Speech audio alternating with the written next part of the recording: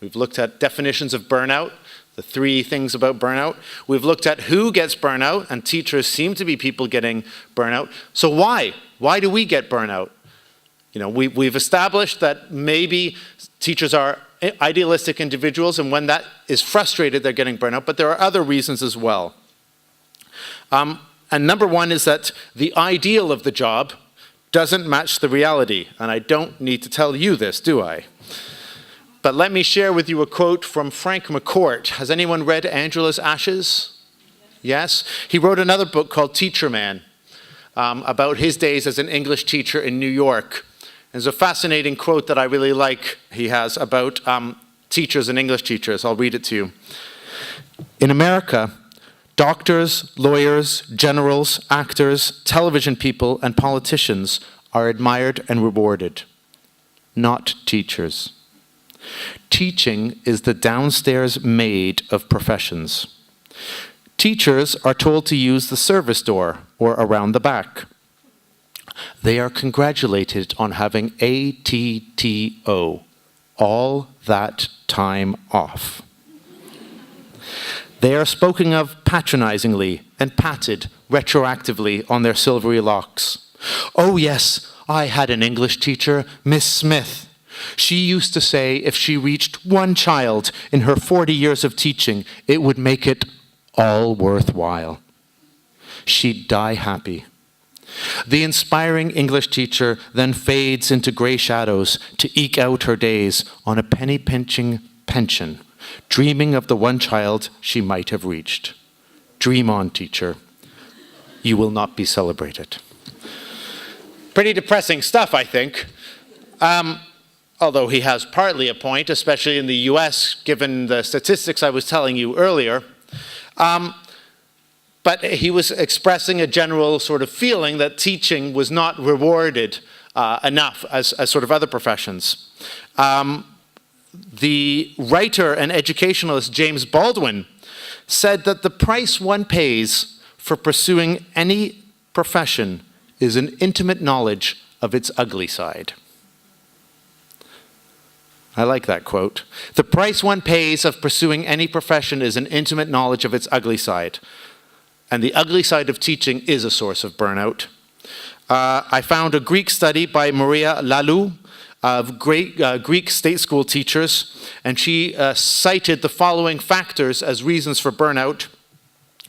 That teachers, I'm just quoting her research here, I mean, you feel free to disagree, but I wanted to find something from here. She said teachers receive low respect and society's recognition as far as their work is concerned, or they feel they do. A significant number of teachers believe they feel like the job has hardened them emotionally. Some of them felt trapped in teaching. Some felt that the work overload, time pressures to plan lessons, and students with learning disabilities were putting extra burden on them. Finally, teachers burn out when they feel they are no longer educating and inspiring the students, and the causes for this are well known. Discipline problems, student apathy, overcrowded classrooms, excessive paperwork, and excessive testing. So, to recap, and then I get on to the good news, it's not all bad news here. Teachers burn out when they lack recognition and thanks.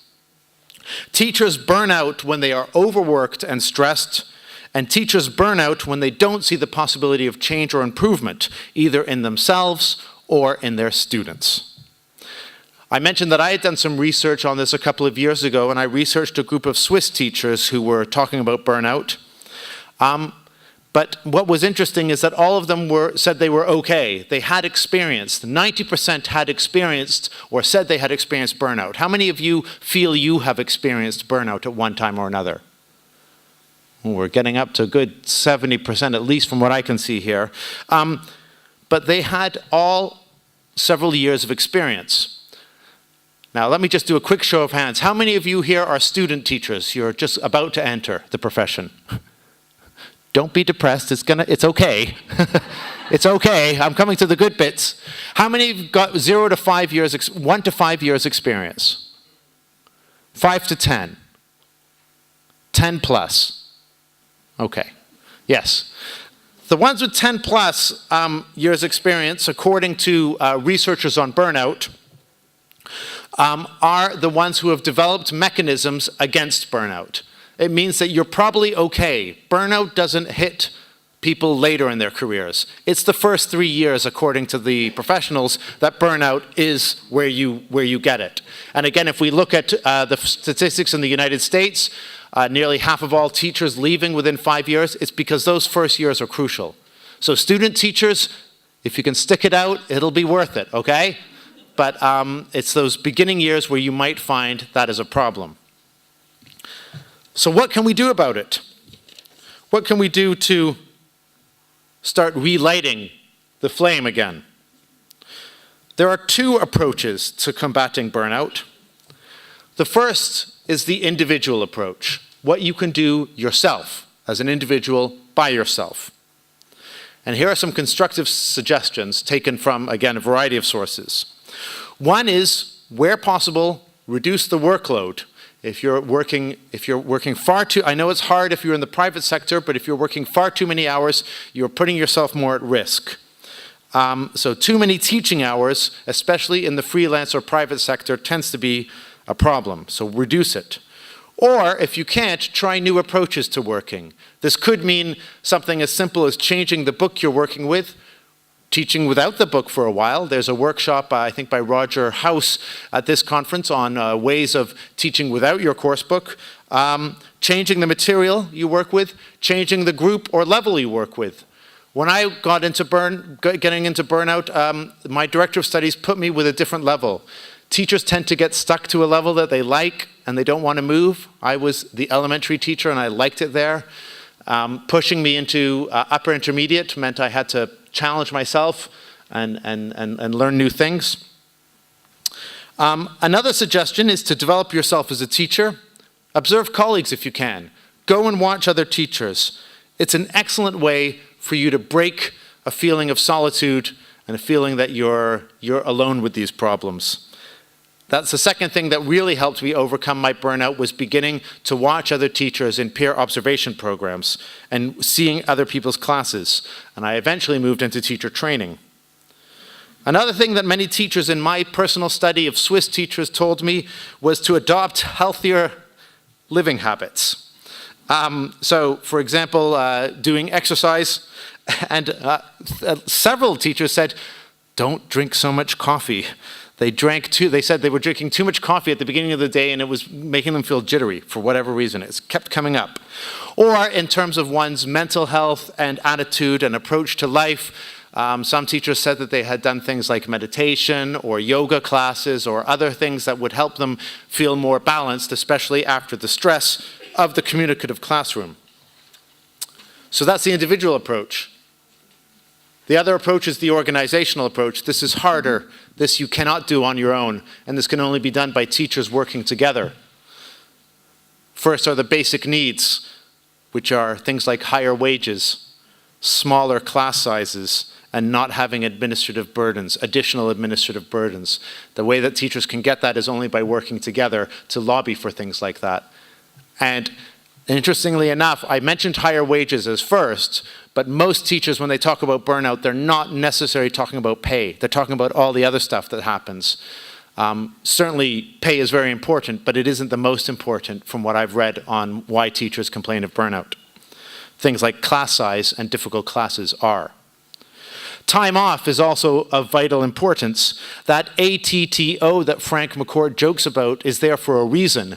Teachers need that time to recharge your batteries. The summer holidays are there for that, so are the other holidays. So make sure that your holidays are holidays. And taking a break or doing something completely different helps fight the burnout and relight the flame. Finally, sharing with other colleagues is a way of combating burnout. That could be in the staff room. It could be in teacher groups or with a wider group of teachers.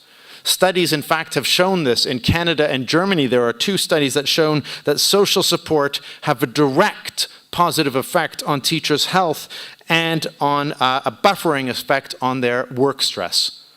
So what we're doing right here is very important. And a couple of weeks ago on Twitter, how many of you know about Twitter? Yes? How many of you are on Twitter? Less. On Twitter, one of your colleagues, Marissa Konstantinidis, is she here in the audience now? She's not arrived yet. She'll be giving a talk here later. She holds something called ELT Chat on Twitter, where people chat. They talked about burnout, and they all agreed that being part of social media and connecting with other teachers helped them fight burnout. And here I would put another plug for CETA, because that's what that organization does. It helps you connect with other teachers in other countries through discussions, through activities, through an online forum. And this is a cheap and effective way of fighting burnout, to connect with other teachers and with people like me, with Nick, all of us who are also at conferences. We're also on this social media, chatting with, engaging with, and talking with other teachers. Finally, what better example of social support than here at this conference, at the TESOL conference, which I congratulate you on having your 18th birthday. Does this mean we get to drink wine at this conference? To close off then, in preparation for this, because I do a lot of conferences, and I'll probably ask some of you as well, I'll ask you to do this at the end of when I read these out. I'm collecting quotes from teachers at conferences, asking them why they like the conference. Why do they come back? Why do they, or if it's their first time, what are they getting out of it? Again, just as I did with the motivational thing, I'd like to read you some of these quotes from teachers at different conferences around the world. And I want you to think, are these true for you? And as you progress through the rest of this conference, think on some of these quotes and think of what you're doing here is like medicine. It's helping you to go back into the classroom for the rest of the year. Here's what some teachers told me. These events are helpful because we as teachers can speak English all day as we're fresh and or build on our knowledge and skills as teachers and have fun. As I work on my own, this is another teacher, having contact with other people who are doing the same thing is quite reassuring. Another teacher, exchanging ideas, just chatting, sharing some views, the same problems has been extremely helpful. And there are some very useful workshops on difficult problems for teachers I saw in the slot after me. I can exchange ideas and experience with people who are in this, I can exchange ideas and experiences with people who are in the same boat. I am also encouraged to do something unusual or to think of students, school, teaching in a more different, more positive way. I have felt reinvigorated after a stimulating workshop or plenary, and meeting other people and exchanging ideas is very refreshing, gives new enthusiasm about going back into the classroom in the bad moments. I often try to keep in mind that I am not the only teacher in the country and that other ones must be feeling the exact same way. It gives me a global view, a sense of solidarity, to think that we are many people with the same job and that we are all in the same boat. I'd like you to take a moment now, and if this is your second time at this conference, or third, or fourth, or fifth, or 18th, tell the person next to you why you come back. If it's your first time, tell the person next to you what you're expecting, what you're hoping to get out of this conference, just for around a minute, okay? Why are you back, or why are you here?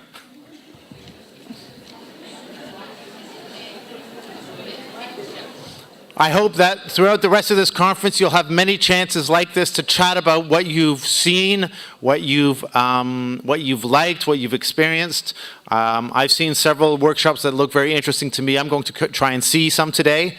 And this evening we have a special event, a Pachachka event, which is a very fun kind of speaking event as well. I'm not going to tell you any more about that now. You have to see it to experience it.